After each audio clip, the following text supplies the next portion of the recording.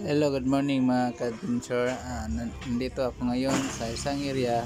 At itong area na ito ay pinuntahan ko kasi humingi ng tulong ang aking kaibigan Nyangyo na ilukit to na ko ang ilang bangag.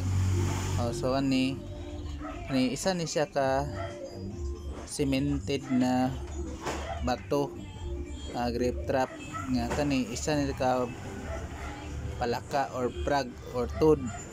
Kanina na siya hagdanan nga 3 steps lang ni siya sa gilid sa palaka. Kaniya akong gisulayan og bitik gamit ang mga abul-abul lang na ko nga gamit. So akong gisulayan kung naabad ni sulod kay katong gilukit na ko ilang bangag walay tansya sa aura sa iyo or sa gold. So kani akong gisulayan og nasa confirmation sa gilid nga galiter C ang baba niya paingon sa hagdanan down.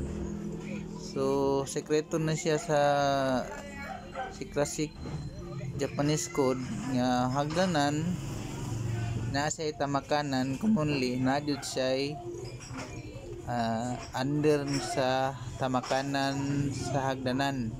So kanina i-layout siya nga nasa giveaway sa ubos pero ang dako ani nakatanil na siya kay nani tanil kay na may letter C kay indication na ng C load or entrance door tanil. So mo kini isa gamitan ako ikaduha na gadget nga electronics na akong gigamit. So kani mo ni siya ilan ang gibuak baki ni siya paingon sa bukid akong gikan mo ni palibot kani lugaran ni balik-balikan ni gapon. So akong giatuan giapitan ako kay nangay tabang kani amigo ra pud nako. So mo na gitudlo sa gadget layo ra silang bangag kani nagkalot sila ilalom sa baki sa ilalom sa tiyan sa baki walay aura nga nasagap sa gamit ya sa ilalom silang ikalot. So kani makita diha nga akong gilukit. So keep on watching na lang.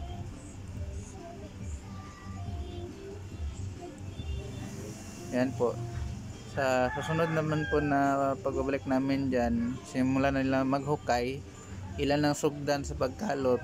Pero mag-update lang ako sa muling pagbabalik namin sa area ito. Yan yung hukay nila, yan yung malalim na yan.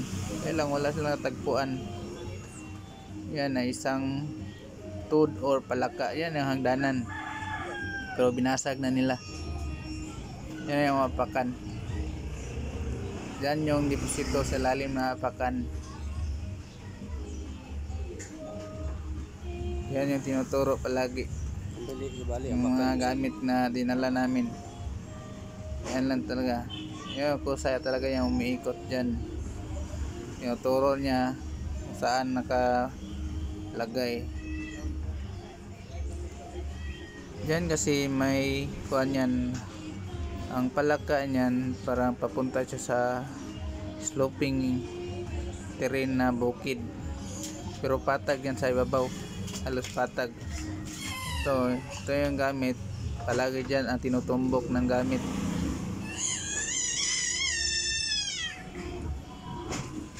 So salamat mga ka-adventure, salamat kayo sa nag-invite sa mo diha.